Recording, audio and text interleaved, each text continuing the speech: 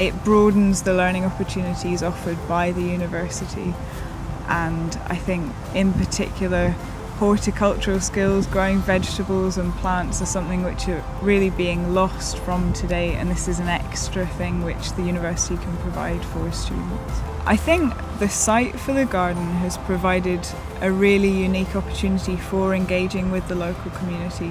Being placed on the riverside, as you can see, there's a lot of through traffic from members of the general public, and often when you're in the garden people will come in and talk with staff and student volunteers, and it's a really good way of building relationships with the local community.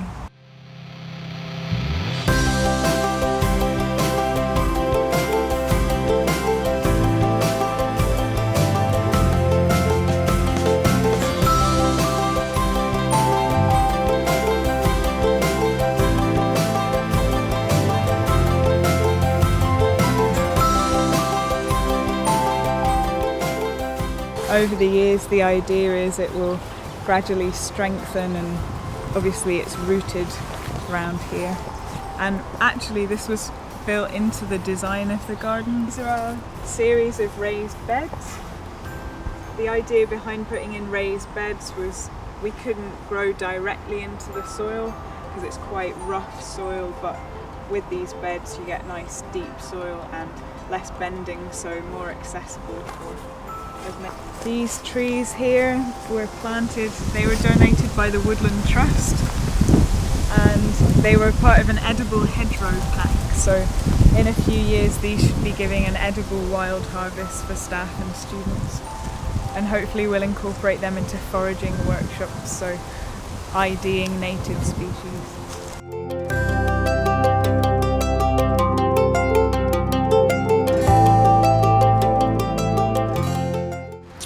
Kind of wildlife we're expecting to attract and do attract are obviously insects, and you're looking at a variety of butterflies, beetles, earthworms, and at the same time that also creates a mini ecosystem, so we're hoping to also attract other things like hedgehogs, foxes, other kind of mammals as well.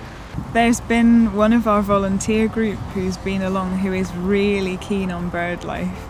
That's her thing. She can ID birds from their calls, and that's something which she's used the garden for as a base to lead nature walks up and down the river, and that's been really nice, that element of skill sharing between participants.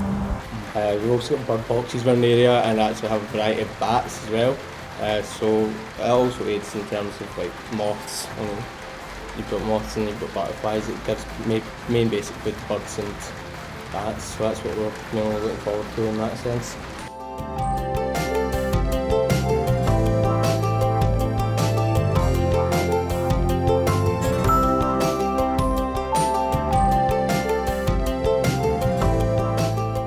Well, we're interested in working with Ayr College and their sculpture department to have some environmental art in the garden.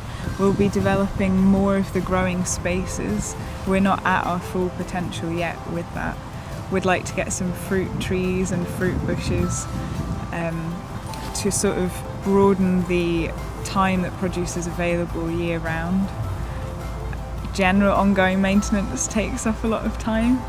It's been a really good season for the garden in Ayr, and we've grown a lot of vegetables. We've had some salad sales to staff. They went down really well, selling bags of lettuce and rocket to people, and some Swiss chard.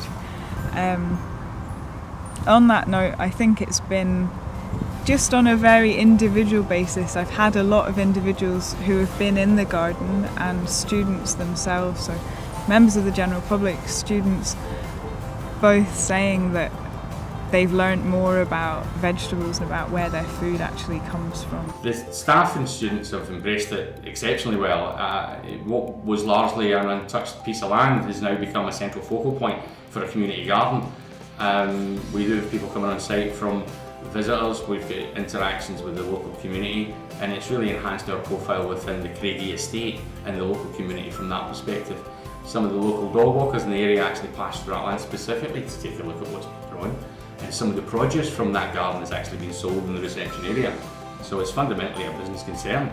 I think largely the volunteers have kept with it and they've stayed with it, which is important. That was one of my fears in the first instance. But since, for nigh on 8 months since it's been operational, it's been a great success, and I'm pleased for the staff and the students who've been involved. I know a lot of people are really invested in this park, and a lot of locals have said it's really nice seeing this, I guess, the care being taken over this small patch of ground and the changes that they've seen with the seasons here. I mean, they're a really unique place, these gardens. They offer a unique opportunity for students to come and put something back into their campus.